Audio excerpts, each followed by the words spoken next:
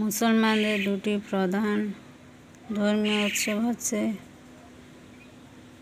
যথাক্রমে ঈদ উল আজহা ও ঈদ উল ফিতর।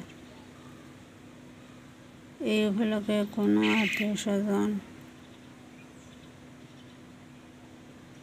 জোরপূর্বক বিবাহ বিচ্ছেদের শিকার নারীর বাড়িতে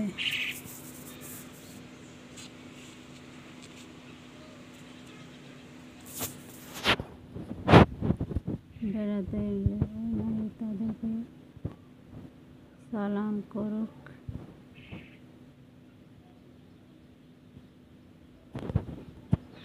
বা না করুক, জোরপূর্বক বিবাহ বিচ্ছেদের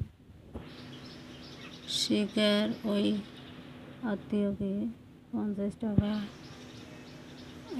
100 টাকা, 200 টাকা বা সর্বোচ্চ 500 টাকা দিয়ে সহযোগিতা করে।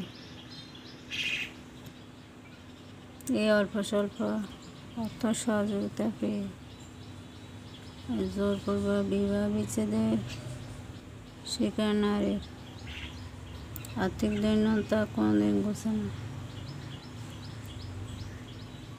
জোরপূর্বক তালাক নারীর জীবনে একটা ভয়াবহ ধ্বংসাত্মক সহিংসতা, যা ঘটে গেলে যে জোরপূর্বক বিবাহ বিচ্ছেদের শিকার হয় সে আর কোনোদিন স্বাভাবিক জীবনে ফিরতে পারে না।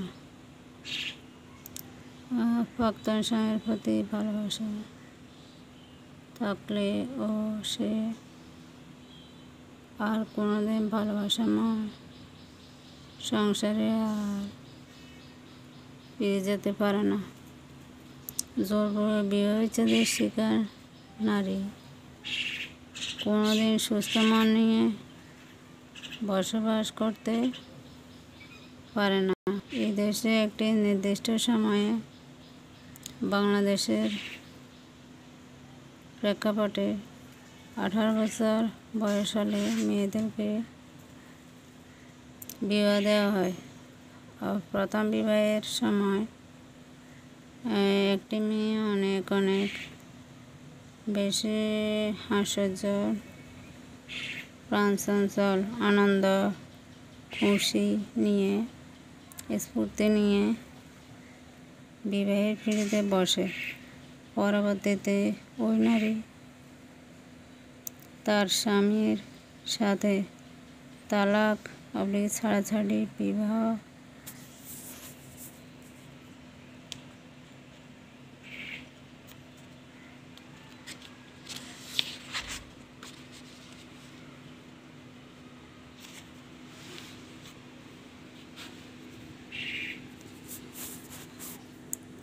বিবাহ বিচ্ছেদ হয়ে যাওয়ার পরে যখন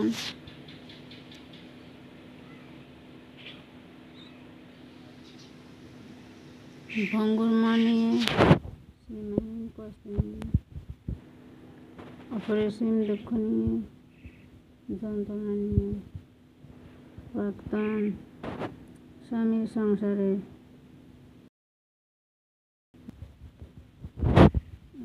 সন্তানদেরকে হারানোর হাহাকার নিয়ে প্রতিনিয়ত চাপা কান্না, গুমড়ে যন্ত্রণা, ব্যক্ত বা অব্যক্ত ব্যথার আহাজারি যখন সমাজ, সংসার, পরিবেশ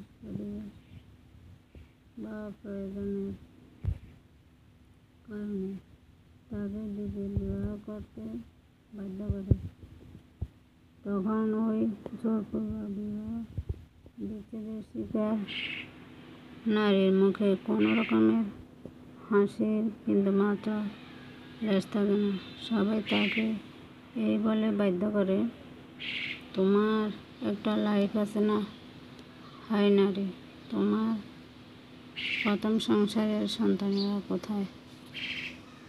হায় নারী, ওই জোরপূর্বক বিবাহ বিচ্ছেদের শিকার নারীর কথা চিন্তা করে আমার হৃদয়ের সমস্ত শোক উথলে উঠছে।